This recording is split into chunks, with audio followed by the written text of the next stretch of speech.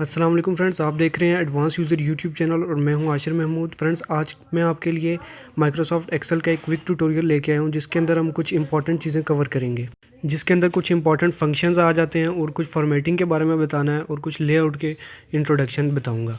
Friends, मेरी कोशिश है कि आज के ट्यूटोरियल के अंदर जितनी भी बेसिक चीज़ें हैं जो माइक्रोसॉफ्ट एक्सेल का जितना यूज़ होता है हमारे यहाँ ऑफिस के अंदर वो मैं कवर कर लूँ। तो इसके लिए सबसे पहले जानना ज़रूरी है कि आपने इस ट्यूटोरियल को देखना किस तरह है। इस ट्यूटोरियल को सबसे पहले इंपॉर्टेंट ये है कि आप इसको एचडी रिज़ल्ट के अंदर देखें ताकि आपको कुछ दिखाई भी दे।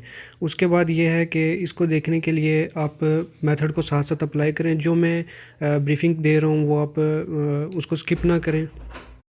वैसे देखने में ये आपको काफ़ी मुश्किल लगेगा, लेकिन अगर आप इसको वीडियो की तरह किसी फ़नी क्लिप या मूवी की तरह देखने लग जाएंगे तो फिर ये और भी मुश्किल लगेगा, क्योंकि इसकी इंटरफेस कुछ ऐसी है, इसके फार्मूलाज इस तरह के कुछ कॉम्प्लेक्स लगते हैं। तो अगर उनको साथ साथ अप्लाई किया जाए तो बेहतर समझ आती है।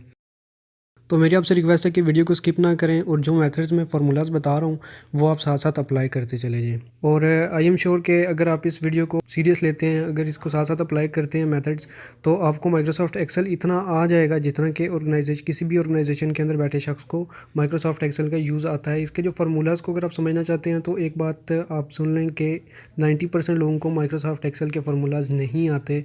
वो सिर्फ डाटा एंट्री करते हैं और कुछ ऐड और सम और लेस माइनस ये फार्मूलाज यूज़ करते हैं, लेकिन मैं आपको कुछ एक्स्ट्रा फार्मूलाज भी बताने जाऊंगा। और मेरी कोशिश होगी कि वीडियो शॉर्ट और इसके अंदर मैक्सिमम चीज़ें कवर करूं। तो आइए ट्यूटोरियल स्टार्ट करते हैं बिना टाइम वेस्ट किए।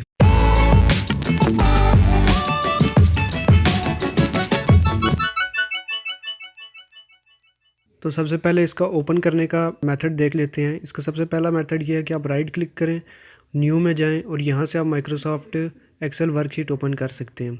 उसके बाद सेकंड मेथड हमारे पास ये आ जाता है कि आप विंडो बटन प्रेस करें, यहाँ से जाके आप एक्सेल टाइप करेंगे तो एक्सेल आपके पास ओपन हो जाएगा।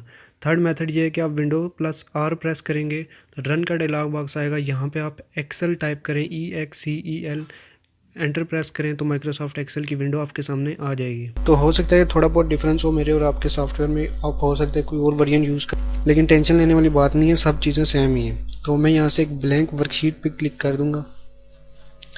अब मेरे सामने ये जो पूरी स्क्रीन है इसको विंडो का नाम दिया जाता है।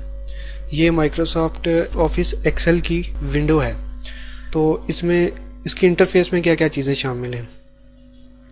सबसे पहले ये जो डॉक्यूमेंट हमारे पास ओपन हुआ है जिसके अंदर हमने वर्किंग करनी है, इस तमाम पूरे को हम कहते हैं वर्कबुक। तो सबसे पहले हमारे यहाँ फाइल को सेव किया जाता है। तो आप यहाँ ऑफिस बटन भी हो सकता है आपके पास शो हो, लेकिन फाइल मेन्यू होगा, फाइल पे जाएं, यहाँ पे सेव पे क्लिक कर दें। अब यहाँ पे हो सकता है आपके पास थोड़ा डिफरेंट शो हो, लेकिन एक ही चीज़ है। ब्राउज पे क्लिक करेंगे, जैसा कि मैं इसको डेस्कटॉप पे रख देता हूँ, लेकिन डेस्कटॉप पे चीज़ रखनी नहीं चाहिए। उसकी वजह आप जानते हैं कि डिलीट हो सकती है विंडो अगर करप्ट होती है या कोई इशू होता है ऐसा। तो इस फाइल को आप नाम दे दें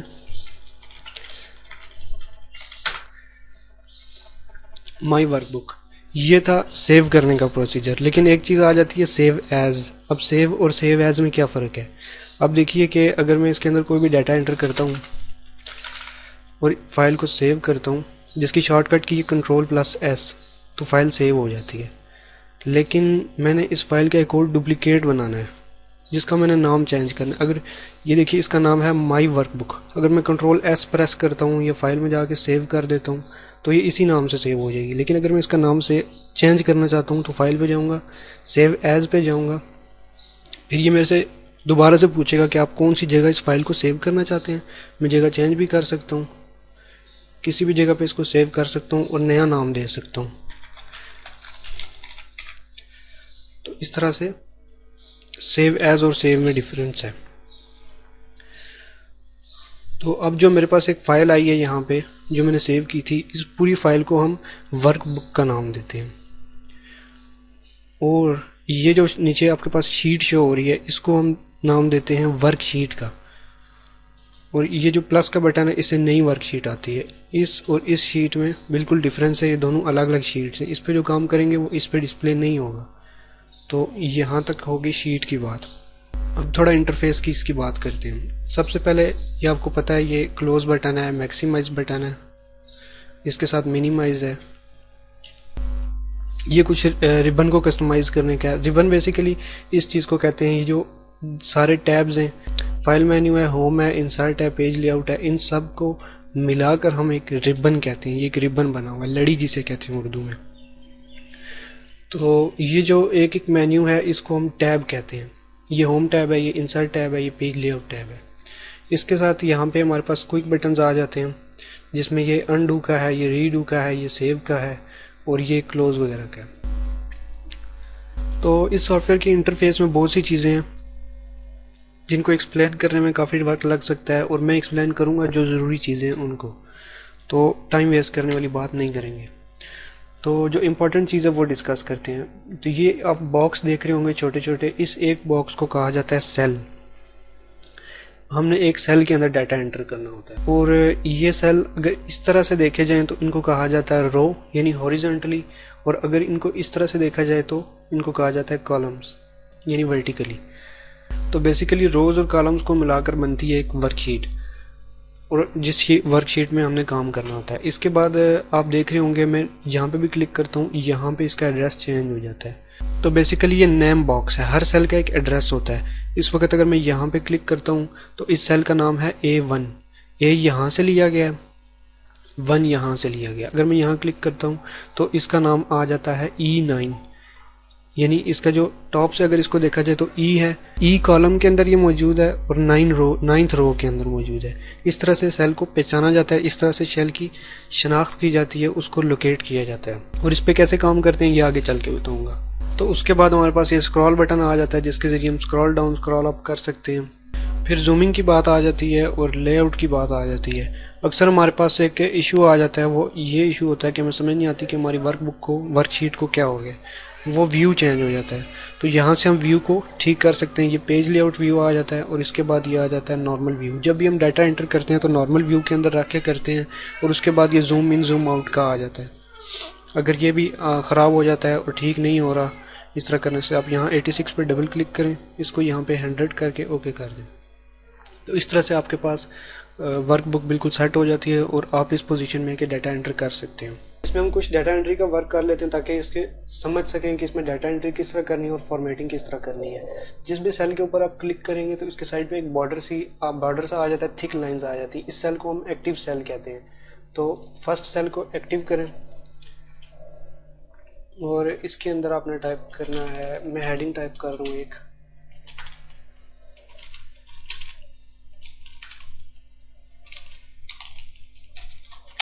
और मैं कीबोर्ड से नीचे वाला बटन प्रेस करता हूँ तो ये नीचे वाले सेल में आ गया। टैब बटन प्रेस करने से ये नेक्स्ट सेल में जाता है। आइटम टाइप किया, टैब का बटन प्रेस किया, नेक्स्ट सेल में चला गया। यहाँ पे quantity, style, type, unit cost और कॉस्ट। यहाँ कॉस्ट लिखने के बाद मैंने एंटर प्रेस किया तो नीचे वाले सेल में आया। एंटर प्रेस करने से नीचे वाले सेल में जाता है, टैब प्रेस करने से नेक्स्ट सेल में, और कीबोर्ड के एरो कीज से भी इसको चेंज किया जा सकता है सेल। तो अब मैं यहाँ पे कुछ डाटा एंटर कर लेता हूँ। यहाँ पे एंटर प्रेस करूँगा, नीचे वाले सेल में जाएगा।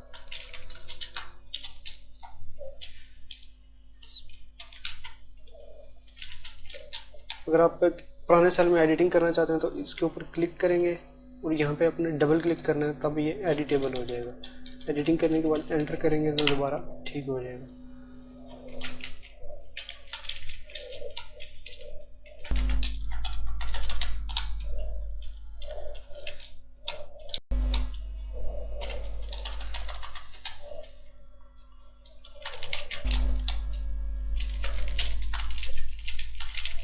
ये डाटा आपको साथ साथ एंटर करने की ज़रूरत नहीं है, ये आप सिर्फ देख के भी समझ सकते हैं। इसके बाद हम फार्मूलाज पे काम करेंगे, फंक्शंस पे, वो आपने साथ साथ अप्लाई करने हैं। इसको देख के भी आप समझ सकते हैं कि ये डाटा एंटर हो रहा है।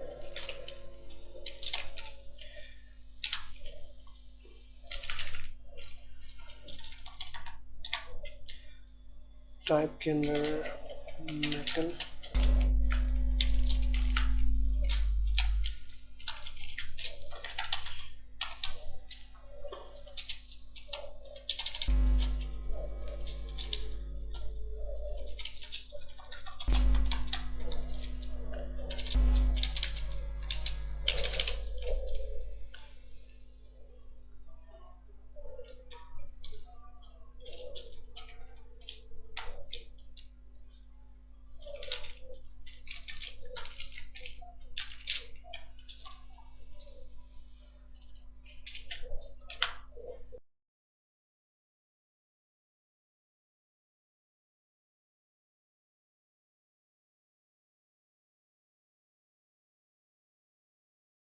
यहाँ तक डाटा एंटर हो गया। एक चीज़ इसके अंदर रह गया, ये शिपिंग चार्जेस 500, 200 और टोटल अमाउंट यहाँ पे लिखनी है। तो अब इसकी हमने फॉर्मेटिंग करनी है। ये था डाटा एंट्री का प्रोसेस। फॉर्मेटिंग कहते हैं इसको स्टाइलाइज करना, इसको खूबसूरत बनाना ताकि देखने में ये आसानी भी हो इसको देखने में। फॉर्मेटिंग इसलिए की जाती है ताकि देखने में अच्छा लगे और समझने में आसानी हो, यानी आई अट्रैक्टिव बनाने के लिए इसको फॉर्मेटिंग की जाती है। तो ये वो साल है जिसके अंदर मैंने लिखा हुआ यूनिक जरूरी प्रतीक, इसके ऊपर मैंने फॉर्मेटिंग अप्लाई करनी है। तो ये वो सेल सेलेक्टेड है जिसका मैंने साइज़ चेंज करना है। तो अब सपोज करें इसका फ़ॉन्ट स्टाइल मैंने रखना है कोई फैंसी सा, जैसे अल्जेरियन होता है। बेशक यहाँ पे सूट नहीं कर रहा, लेकिन एक एग्जांपल है, आप यहाँ पे से और भी चूज़ कर सकते हैं।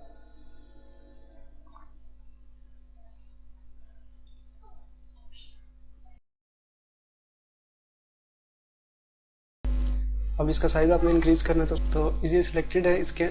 इसको यहाँ से आपने जाना है होम टैब पर। ये रिबन है व्यूअर्स, यहाँ पे आपने होम टैब पर जाना है। होम टैब पे जाने के बाद यहाँ से ये फ़ॉन्ट ग्रुप है। फ़ॉन्ट ग्रुप के अंदर आपने इस ए पे क्लिक करना है जो फ़ॉन्ट का साइज़ इंक्रीज़ कराएगा। इस पर मैं क्लिक करता जाऊँगा, फ़ॉन्ट का साइज़ इंक्रीज़ होता रहेगा। और ये साइज़ 18 है, आप यहाँ से इसको कस्टम साइज़ भी दे सकते हो, खुद से 15 कर सकते हैं या इस तरह से भी कर सकते हैं। तो इसको 20 कर देते हैं, ठीक हो गया। इसके बाद ये हेडिंग्स हैं, इनका भी फ़ॉन्ट आपने उसमें और रखना है। उसका एरियल कर देते हैं, इनको बोल्ड करना है। बोल्ड कहते हैं गाढ़ा करने को। ये होम टैब पर से फ़ॉन्ट ग्रुप के अंदर बी के आइकन पर क्लिक करने से भी बोल्ड हो सकता है, लेकिन हमने कंट्रोल बी इसकी शॉर्टकट की है जिससे बोल्ड होता है। कंट्रोल आई से इटैलिक होता है, कंट्रोल यू से अंडरलाइन होता है। तो उसकी ज़रूरत नहीं है, सिर्फ कंट्रोल बी से बोल्ड कर देते हैं।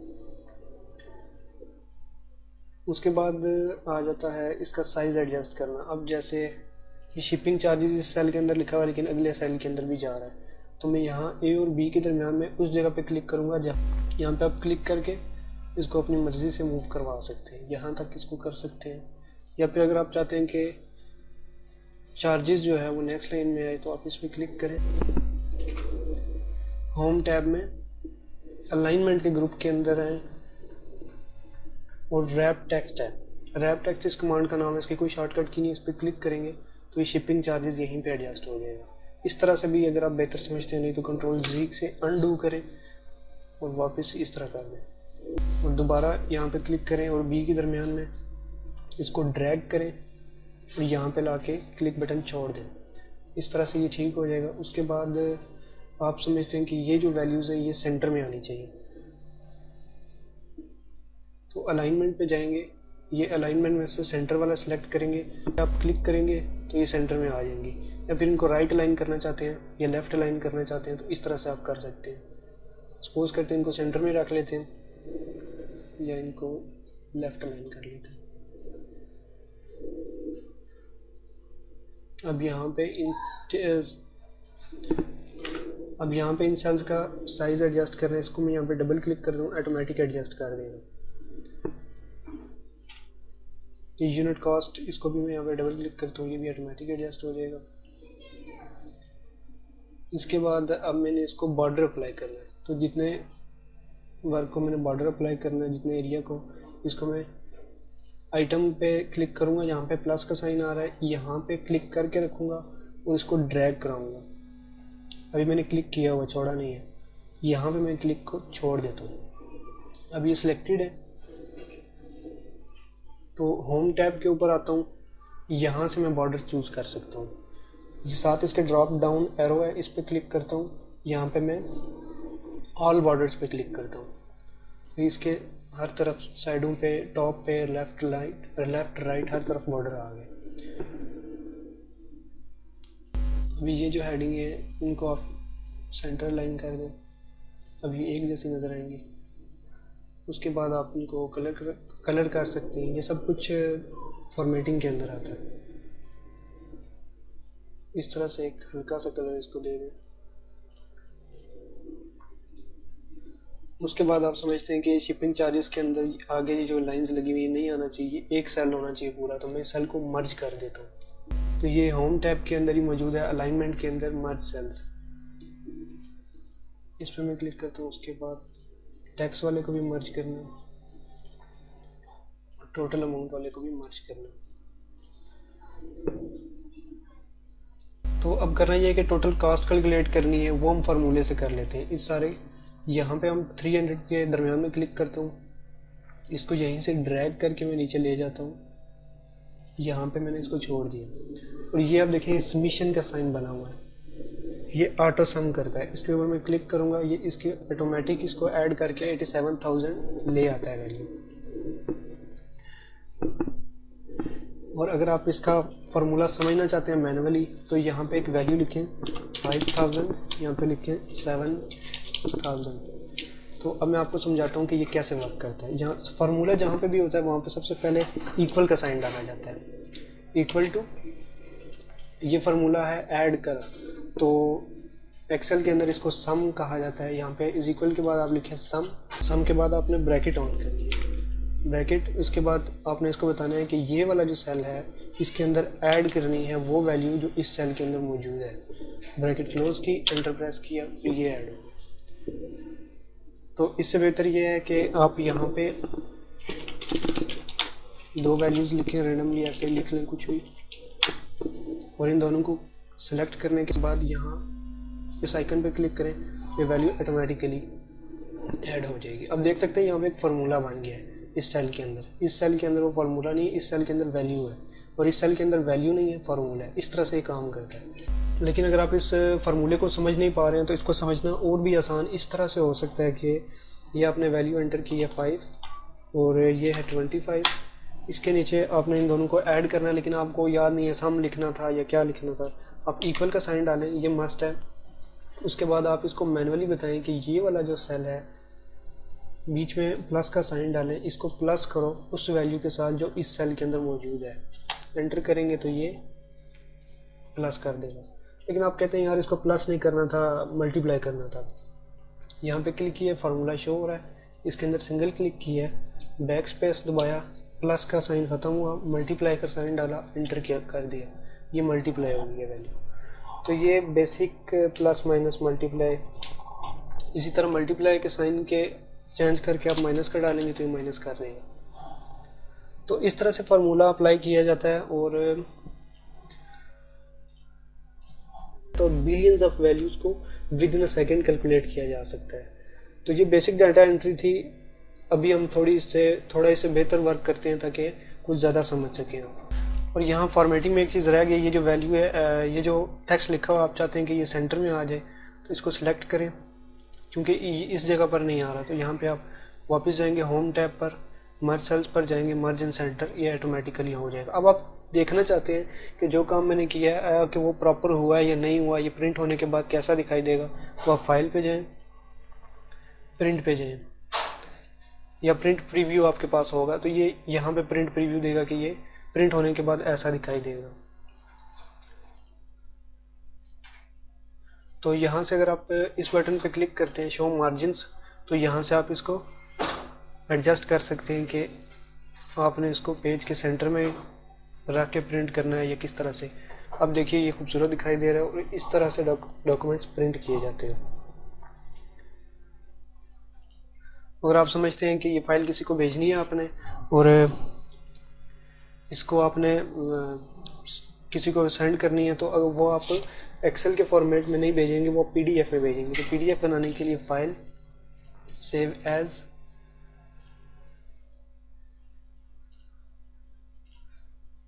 डेस्टिनेशन फोल्डर सेलेक्ट करें, सपोज करते हैं डेस्कटॉप पे सेव करता हूँ, फाइल नेम एंटर करें, उसके बाद यहाँ पे आ जाएं, यहाँ से पीडीएफ फॉर्मेट सेलेक्ट करें और यहाँ पे सेव पे क्लिक करेंगे तो ये पीडीएफ बन जाएगी जो एडिट नहीं की होती।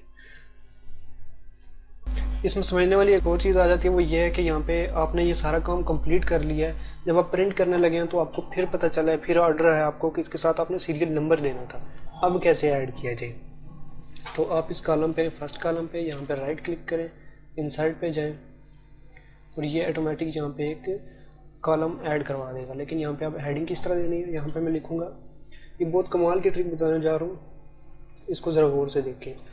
सीरियल नंबर मैंने लिखा, एंटर प्रेस किया, नीचे आ गया, यहाँ पे मैंने टाइप किया है 1 2, बस इससे आगे टाइप नहीं करना। अब यहाँ पे दरमियान में लेके जाएं कर्सर, प्लस का साइन आया हुआ है, इस तरह से ड्रैग किया, अभी दोनों सिलेक्टेड है। अब ये साइड पे आ जाए, यहाँ पे इसके कोने पे एक छोटा सा डॉट बना हुआ है, नोड कहते हैं इसको। यहाँ पे जब लेके जाते हैं तो प्लस बना हुआ आ जाता है, इस प्लस को क्रॉस हेयर कहा जाता है। जब ये क्रॉस हेयर बन जाएगा तो इसको आपने क्लिक करना है और नीचे तक ले आना है, ये ऑटोमेटिक काउंटिंग कर देगा। या फिर आप कंट्रोल जी करें ताकि वापस अंडू हो जाए, और इसको डबल क्लिक करें तब भी ये अपने आप नीचे तक ले आएगा। लेकिन जो आइटम्स हैं वो यहाँ तक हैं, आई थिंक हेयर क्रोम तक। इन दो को हम सेलेक्ट करता हूँ और फिर डिलीट प्रेस कर देता हूँ। अब यहाँ पे फॉर्मेटिंग हुई भी है, यहाँ पे नहीं हुई। अगर मैं प्रिंट करूँगा तो फिर ये देखने में कुछ ऐसा लगेगा। इसको भी मैंने ठीक करना है। इसको ठीक करने के लिए अब सीरियल नंबर पे मैं वापस जाऊँगा। मुझे नहीं याद मैंने टेक्स्ट साइज़ कितना रखा था आइटम का, इसको सेंटर अलाइन किया था और पता नहीं क्या क्या किया था। तो मैं आइटम पे आता हूँ, सिंपली यहाँ पे फॉर्मेट पेंटर पे एक मरतबा क्लिक करता हूँ और दोबारा सीरियल नंबर पे क्लिक कर देता हूँ। तो जो भी मैंने फॉर्मेटिंग इस पर अप्लाई की थी वो ऑटोमेटिकली कॉपी होकर इस पर अप्लाई होगी। ये बहुत कमाल की ट्रिक है, इसे ज़रूर ट्राई करें। इसकी 2 बार प्रैक्टिस करेंगे आपको समझ आ जाएगी। उसके बाद यहाँ पे आपने इन सबको सिलेक्ट करें और होम टैब के अंदर बॉर्डर पे जाएं और यहाँ पे सिंपली ऑल बॉर्डर्स पहले से ही आया हुआ है, क्लिक करेंगे, ऑल बॉर्डर्स लग जाएंगे। तो अब फाइल में जाएं, प्रिंट पे जाएं, इसका प्रिंट प्रीव्यू देख सकते हैं। इसको एडजस्ट करवाना चाहिए, करा सकते हैं। और एक चीज़ जो मुझे पहले बतानी चाहिए थी मैंने नहीं बताई, लेकिन प्रिंटिंग के लिए ज़रूरी है, वो ये है कि पेज लेआउट टैब के अंदर जाएं। यहाँ से आप सेट कर सकते हैं कि आप किस पेज पे काम कर रहे हैं, इसका साइज़ कितना है। सपोज करें मेरे पेज का साइज़ है लेटर, लेकिन लेटर पेज प्रिंट नहीं किया जाता, ज़्यादातर A4 जो ऑफिस यूज़ होता है वो A4 साइज़ होता है। और उसके अलावा एक ओरिएंटेशन ज़्यादा इंपॉर्टेंट चीज़ है, इसको लैंडस्केप कर सकते हैं आप या पोर्ट्रेट कर सकते हैं। अगर लैंडस्केप कर सकते हैं तो मैं आपको इसको प्रिंट प्रीव्यू दिखा देता हूँ कि लैंडस्केप, ये पेज टेढ़ा हो गया। लैंडस्केप से पोर्ट्रेट करूँगा तो ये वर्टिकल फॉर्म में आ जाता है। तो अब डाटा को डिलीट करना है तो इस सारे को आप यहाँ से इस तरह से सिलेक्ट करेंगे, होम टैब के अंदर जाएंगे, लास्ट पे एडिटिंग का ग्रुप है, इसके अंदर आप जाएंगे क्लियर पे और क्लियर ऑल करेंगे तो सब कुछ क्लियर हो जाएगा। कंट्रोल जी करें, यहाँ पे आप देखें क्लियर कंटेंट्स भी है, सिर्फ कंटेंट्स डिलीट होंगे, फॉर्मेटिंग जो सेल्स की थी वो उसी तरह है। फिर कंट्रोल जी करें। इसके अलावा आप देख सकते हैं क्लियर फॉर्मेट्स है, अगर ये करेंगे तो टेक्स्ट सारे का सारा प्लेन हो जाता है। फिर कंट्रोल जी करें। अब मैंने कंट्रोल जी किया, मुझे लगा जो मैंने कंट्रोल जी किया था, जो पहले मैंने कमांड लगाई थी वही ठीक थी, कंट्रोल जी नहीं करना चाहिए था। तो कंट्रोल वाई करें, वही चीज़ दोबारा अंडू हो जाएगी।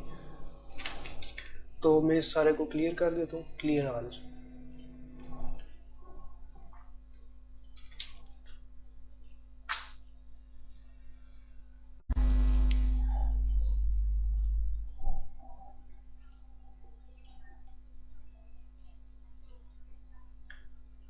लेकिन यहाँ पे आके आपको लगता है कि ये जो शिपिंग चार्जेस था, टैक्स था, ये मैं इसको यहाँ पे शिफ्ट करवा दूँ, कुछ चेंजिंग करना चाहते हैं, मैं आपको करके दिखाता हूँ कि मैं क्या कहना चाह रहा हूँ।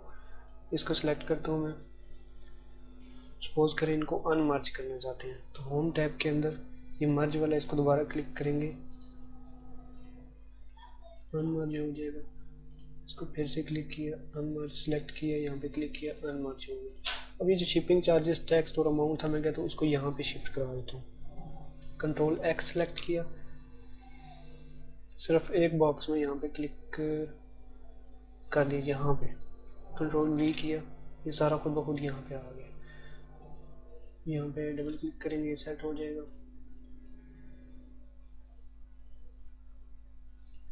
इसके बाद यहाँ पे आप बॉर्डर लगाना चाहते हैं तो ऑल बॉर्डर्स करेंगे। सपोज करें कोई बॉर्डर आपने रिमूव करना है तो उस केस में क्या करना है, ये आप सारा सेलेक्ट करें। इसको अगर आप यहाँ पे जाके नो बॉर्डर करते हैं तो इसका बॉटम बॉर्डर ख़त्म हो गया, इसका लेफ़्ट बॉर्डर ख़त्म हो गया। यहाँ से आप इसको सेलेक्ट करें, होम टैब के अंदर फ़ॉन्ट ग्रुप के अंदर यहाँ पे जाएंगे और इसको आपने बॉटम बॉर्डर देना है, और ये जो है इनको आपने लेफ़्ट बॉर्डर देना है, लेफ़्ट बॉर्डर। इस तरह से ये बॉर्डर की चेंजिंग आप कर सकते हैं। अभी प्रिंट प्रीव्यू के अंदर देखें, इस तरह से ये शो होगा। फ्रेंड्स, यहाँ तक जो काम था वो डाटा एंट्री का था, लेकिन अभी एक्सेल के फार्मूला जहाँ पे यूज़ करने की बात आती है तो एक्सेल यूज़लेस है इस मामले में, क्योंकि ये काम तो वर्ड के ऊपर भी हो सकता था। तो इसमें एक्सेल का क्या कमाल है, तो अब आपको दिखाता हूँ एक्सेल का क्या कमाल होता है। तो बेसिकली हम बनाने जा रहे हैं एक रिज़ल्ट कार्ड, जिसमें ऑटोमेटिक रिज़ल्ट डिस्प्ले होगा। तो यहाँ पे हम आ जाएंगे, लिखेंगे रोल नंबर, टैब प्रेस किया, नेक्स्ट कॉलम में गया, नेम, फादर नेम,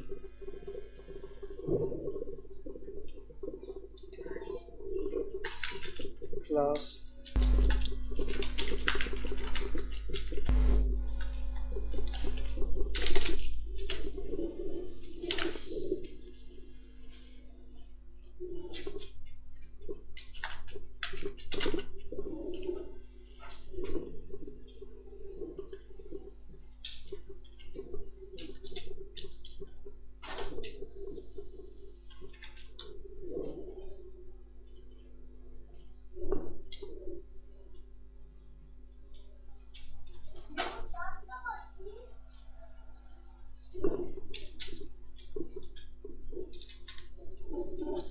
दोनों सेल्स को दरमियान में कर्सर रख के सिलेक्ट करें, इसके ऊपर इस क्रॉस हेयर को पकड़ें और नीचे तक ले जाएं जहाँ तक आपको रिकॉर्ड चाहिए, जितने चाहिए।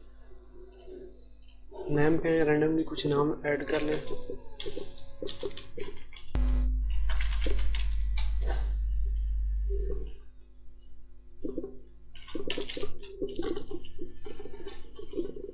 तो एक चीज़ आप नोट कर रहे होंगे कि मैं इसके अंदर फॉर्मेटिंग अभी अप्लाई नहीं कर रहा, मैं सिर्फ डाटा एंट्री कर रहा हूँ। तो फॉर्मेटिंग बाद में अप्लाई करने वाली चीज़ है, डाटा एंट्री पहले की जाती है। तो सिर्फ रैंडमली डाटा एंटर करते जाएं।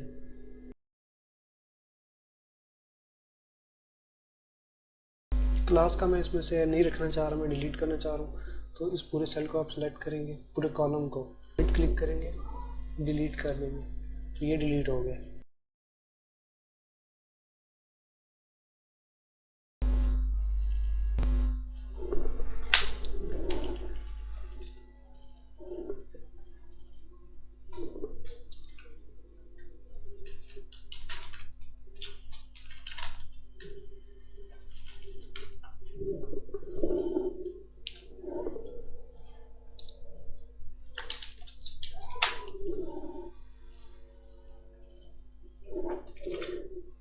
टेन 50 लिखा है, सबके टोटल मार्क्स सेम थे। तो इस क्रॉस हेयर पे मैंने डबल क्लिक किया तो ये ऑटोमेटिक अप्लाई हो गया। अब वो 10 मार्क्स जो वो सबके डिफरेंट हैं, जैसा कि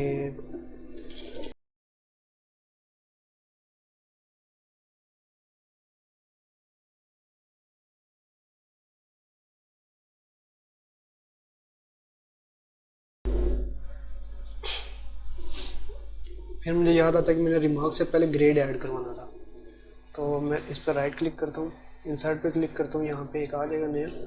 तो यहाँ पे मैं ग्रेड लिखता हूँ, ग्रेड आ गया। तो अब मैं चाहता हूँ कि ग्रेडिंग और रिमार्क्स जो हैं,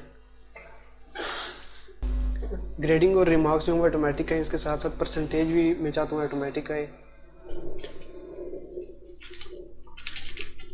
तो परसेंटेज निकालने के लिए आपने ये करना है कि सेल के अंदर क्लिक करना है जिसके अंदर परसेंटेज निकालनी है, इक्वल का साइन प्रेस करना है और इसको बताना है कि ये वाली जो सेल है इसको डिवाइड करना है इस सेल के साथ और एंटर प्रेस कर दें। अगर आपको यहाँ पे 71 नहीं आ रहा तो पहले मैं आपको बताता हूँ कि ये जर्नल में है।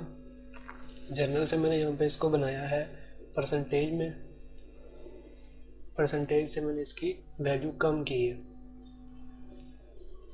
इसको सिलेक्ट करता हूँ, क्रॉस हेयर पे डबल क्लिक किया, परसेंटेज सब पे अप्लाई होगी, सबकी परसेंटेज निकल आई है ऑटोमेटिक। अब यहाँ पे 10,000 या 1 लाख रिकॉर्ड होंगे, उनकी भी परसेंटेज ऑटोमेटिक आ जाएगी। तो ये था परसेंटेज का फार्मूला। इससे आगे चलते हैं, ग्रेड निकालना है। तो अब मैं इसको बताता हूँ कि ये मार्क्स कुछ एक जैसे हो गए।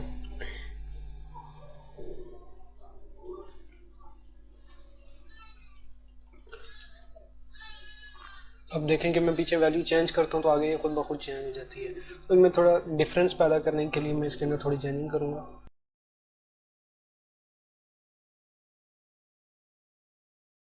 इस तरह से कुछ चेंजिंग कर लेते हैं। इसके बाद मैं चाहता हूँ यहाँ पे जो ग्रेड है वो ऑटोमेटिक आए। फ्रेंड्स मैं एक बार फिर आपको बताता चलूँ कि यहाँ से आगे जो वीडियो है वो आपने साथ साथ मेथड को अप्लाई करना है। वीडियो देखने से आप नहीं समझ पाएंगे, आपके दिमाग में कोई बात नहीं जाएगी, कुछ समझ में नहीं आएगा, मुश्किल लगेगा। तो इसको स्टार्ट करते हैं। सबसे पहले आपने इक्वल का साइन डालना है और इसको साथ साथ अप्लाई करते हैं। और इक्वल का साइन डालने के बाद आपने इफ़ लिखना है, अगर इफ़ के बाद ब्रैकेट ऑन करनी है और यहाँ पे लिखना है, इसको सिलेक्ट करना है। ये है F3, यानी F3 जो सेल है, अगर इसके अंदर जो वैल्यू है इक्वल टू है, बड़ी है, ग्रेटर देन इक्वल टू, बड़ी है या बराबर है 70% के, तो यहाँ पे आना चाहिए ए ग्रेड। उसके ए को जो आपने वो ब्रैकेट इन्वर्टेड कॉमास में लिखना है। इसके बाद इफ़ जो सेकंड कंडीशन है वो ये है कि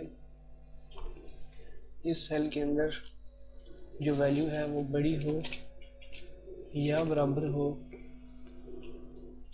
60% के, तो यहाँ पे जो मैसेज, यहाँ पे जो आना चाहिए टेक्स्ट वो बी आना चाहिए, कि उसको इन्वर्टेड कॉमास में लिख दें। इसके बाद इफ़ इसको एक और कंडीशन देते हैं कि ये जो सेल है F3, इसके अंदर जो वैल्यू है वो बड़ी है या बराबर है, ग्रेटर देन और इक्वल टू 50%,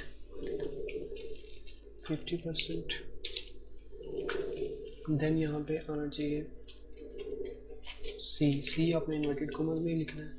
फिर यहाँ पे आपने इसको एक और कंडीशन बतानी है कि इफ़ ब्रैकेट ऑन F3 आप टाइप भी कर सकते हैं। F3 के अंदर जो वैल्यू है वो है ग्रेटर देन और इक्वल टू 40%, तो यहाँ पे आना चाहिए D। और उसके बाद आखिरी कंडीशन इसको बतानी है कि इफ़ अगर ये जो सेल है इसकी जो वैल्यू है वो कम हो 40% से, यानी अगर किसी के मार्क्स 40% से कम हो तो तुमने क्या कहना, तुमने यहाँ पे क्या डिस्प्ले करना है, तुमने डिस्प्ले करना है F, उसका ग्रेड F बताना है। तो अब यहाँ पे ब्रैकेट्स क्लोज करनी है। ब्रैकेट हमने लगाई कितनी है, 1 2 3 4 5 ब्रैकेट्स लगाएंगे, 2 3 4 लगाएंगे। जैसे मैं 5वीं लगाऊंगा वो इसको बोल्ड कर देगा, गाढ़ा करके कन्फर्म करेगा कि फार्मूला ठीक हो गया, ब्रैकेट्स ठीक हो गई, ये चीज़। अब एंटर करें तो ये ए ग्रेड आ गया। यहाँ से आप इसको पकड़ के भी ड्रैग करवा सकते हैं और डबल क्लिक भी कर सकते हैं इस क्रॉस हेयर पे, तो ये फार्मूला सब पे अप्लाई हो गया। ये था ग्रेड का फार्मूला जो ऑटोमेटिक बताता है। इसको आप ड्रैग करके 1000 ऑफ वैल्यूज़ में ले जाएं तो तब भी ये आपको बिल्कुल एक्यूरेट सेट करके दे देगा। इसके बाद आ जाता है रिमार्क्स। फ्रेंड्स रिमार्क्स के अंदर मैंने लिखना है पास या फेल, तो मैं यही चाहता हूँ कि वो भी ऑटोमेटिक लिखा जाए। मैं किस तरह फेल लिखूँगा किसी के आगे और किस तरह पास लिखूँगा तो बहुत ज़्यादा वैल्यूज़ होंगे, तो फिर इसमें एरर के चांसेस होते हैं। तो मैं इक्वल का साइन डालूंगा फार्मूला स्टार्ट करने के लिए। इफ़ लिखूँगा अगर, तो यहाँ पे इफ़ एंड का फार्मूला है ये। इफ़ और का फार्मूला है। इफ़ और का फार्मूला इस तरह है कि मैं आपको साथ साथ बताता हूँ कि ये जो सेल है इसके अंदर आने वाली वैल्यू इक्वल है ए के, और इसलिए कहा जाता है कि अगर मैं कोमा लगाऊंगा तो ये अगला लॉजिक है, यानी अगर ये बात नहीं है तो फिर ये बात है, या फिर इसके अंदर मौजूद वैल्यू बराबर है इन्वर्टेड कॉमा में बताएं बी के। और का मतलब जैसे उर्दू का लफ्ज़ है या फिर ए या बी, और या फिर इसको बताना है कि ये जो वैल्यू है सेल है इसके अंदर आने वाली वैल्यू अगर तो सी है, यानी ये सब सूरतें जब होंगी तो यहाँ पे तुमने बताना है पास। तो अगर ABCD ग्रेड है, तुमने पास का यहाँ पे टाइप करना है ऑटोमेटिक। तो अभी मैं इसको ये बता चुका हूँ कि अगर ग्रेड A है, B है, C है, अभी बात मुकम्मल नहीं हुई। अभी मैं इसको बता रहा हूँ कि अगर ग्रेड A है, B है, C है, या फिर इसमें आने वाला टेक्स्ट यहाँ पे D है, तो यहाँ पे यहाँ तक बात मुकम्मल हुई कि अगर फिर से देख लें कि इफ़ यहाँ पे ब्रैकेट ऑन की और, यानी मल्टीपल लॉजिक्स दे रहा हूँ। पिछले फार्मूला में और नहीं यूज़ किया था क्योंकि सिंगल लॉजिक था, यहाँ पे और लगाया, यानी G3 जो सेल है इसके अंदर A है, B है, या C है, या D है। तो इन सब सूरतों में इसको क्लोज करके तुमने बताना है, यहाँ पे मैसेज डिस्प्ले करना है पास, और पास में इन्वर्टेड कॉमास में लिखा हुआ। अदरवाइज तुमने यहाँ पे लिख देना फेल। फार्मूला को एक बार समझ लीजिए।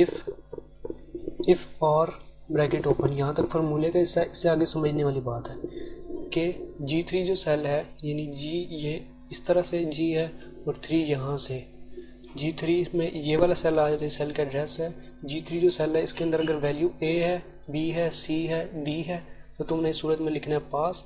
और अगर ABCD के अलावा क्या आता है, F है, अगर ग्रेड F है तो तुमने बताना है फेल है। तो यहाँ पे हमने ब्रैकेट्स क्लोज करनी है। ब्रैकेट हमने ओपन कितनी की थी, एक तो क्लोज भी हुई है ना, इसको मैं क्लोज करता हूँ, ये बता देगा। एक ही ब्रैकेट चाहिए थी, पास। इसको सेलेक्ट करता हूँ, यहाँ पे डबल क्लिक करता हूँ, तो इसने ऑटोमेटिक बता दिया कि ये वाला फेल है और ये वाला पास है। तो ये था रिज़ल्ट कार्ड बनाने का तरीका, और इसके अंदर हमने 2 फार्मूला सीखे हैं, एक इफ़ का सीखा है और एक इफ़ और का लगाया है फार्मूला। तो ये जो ट्यूटोरियल था इसके अंदर मैंने फॉर्मेटिंग इसके अंदर इतनी नहीं की। आपको पिछले ट्यूटोरियल में बताया कि फॉर्मेटिंग कैसे की जा सकती है। इसको सिलेक्ट करें, ग्रेटर देन का प्रेस करें और इसको यूँ सेलेक्ट करके आप यहाँ से इसको मर्ज करवा दें, कंट्रोल B करें, बोल्ड हो जाएगा। यहाँ पे इस सब को सिलेक्ट करें। ये आम चीज़ें, ये बंदा छेड़ के सीख सकता है। जो सीखने वाली चीज़ है वो फंक्शन है। तो अभी मैं होम टैब के अंदर हूँ, फ़ॉन्ट ग्रुप के अंदर, इसको सिलेक्ट करें, यहाँ पे ऑल बॉर्डर्स करेंगे, सब के सब पे बॉर्डर अप्लाई हो जाएगा। वैल्यूज़ अगर सेंटर में लाना चाहते हैं या राइट लाइन करने चाहते हैं, इसको सिलेक्ट किया, कंट्रोल L किया, ये लेफ़्ट, सॉरी इसके अंदर कंट्रोल L नहीं होगा। यहाँ पे आप अलाइनमेंट के होम टैब के अंदर अलाइनमेंट पे जाएंगे, इस पर क्लिक करेंगे, सारी लेफ़्ट में चली जाएंगी। इस तरह से अगर आप ये पास फेल जो डिस्प्ले कराना चाहते हैं, सेंटर में कराना चाहते हैं, सबको सिलेक्ट करेंगे और होम टैब के अंदर अलाइनमेंट में जाके सेंटर पे क्लिक करेंगे तो ये टेक्स्ट सेंटर में डिस्प्ले हो जाएगा। तो ये मामूली सी चीज़ें ये फॉर्मेटिंग में आसानी से सीखी जा सकती है। इसको सिलेक्ट करना है होम टैब के अंदर, यहाँ से इसको हल्का सा शेडो जैसा कलर दे देना है। यहाँ पे आप F और E और F के दरमियान में जो कर्सर चेंज हो जाता है, यहाँ पे डबल क्लिक करेंगे, ये अपने आप इसके साइज़ को एडजस्ट कर देगा। मैनुअल एडजस्ट करने के लिए इसको क्लिक करके रखेंगे और जहाँ छोड़ेंगे वहाँ तक एडजस्ट कर देगा। गलती होगी इसको ठीक करना है, कंट्रोल Z करें, गलती ठीक हो जाएगी। तो ये जो प्रोसेस था, यहाँ पे डबल क्लिक करेंगे, बिल्कुल ठीक हो जाएगा। तो ये जो प्रोसेस था, ये फार्मूलाज बेसिक फार्मूलाज थे। इससे आगे चल के अब मैं थोड़े कॉम्प्लेक्स फार्मूलाज बताने लगा हूँ जो काफ़ी टफ है, जो यूट्यूब पे मैंने खुद नहीं देखे, बहुत ही मुश्किल फार्मूलाज हैं, उनको मैं आपको बताने जा रहा हूँ। तो फ्रेंड्स, ये एक क्विक ट्यूटोरियल था माइक्रोसॉफ्ट एक्सेल का, जिसके अंदर मैंने मैक्सिमम चीज़ें कवर की हैं। अगर आप इसको ध्यान से कर लेते हैं तो आप इस बात के लिए कॉन्फिडेंट हो जाएंगे कि आप माइक्रोसॉफ्ट एक्सेल के अंदर कोई भी टास्क परफॉर्म करने के लिए तैयार हैं, कोई भी असाइनमेंट बना सकते हैं और बेसिक फार्मूलाज लगा सकते हैं। इसके बाद कुछ कॉम्प्लेक्स फार्मूलाज आते हैं, काफ़ी मुश्किल किस्म के, तो वो मैं नेक्स्ट वीडियो के अंदर इंक्लूड करूँगा। और वो मैं इस सूरत में बनाऊँगा कि अगर आप लोगों ने इस वीडियो के ऊपर कोई रिस्पांस दिया, कोई फीडबैक आई, कोई व्यूज़ मिले, तो उस सूरत के अंदर मैं आगे कंटिन्यू करूँगा। नहीं तो ये ट्यूटोरियल यहीं पे कंप्लीट होता है, एक ही वीडियो के अंदर MS एक्सेल क्लोज़ हो जाता है। उम्मीद करता हूँ आपको आज का ट्यूटोरियल पसंद आएगा। मज़ीद वीडियोस के लिए मेरे चैनल को सब्सक्राइब करें और एंड्रॉयड ट्रिक्स के लिए सुपर यूज़र को सब्सक्राइब करें। जल्दी आपके लिए एक नया ट्यूटोरियल लाऊंगा, तब तक के लिए अल्लाह हाफिज़।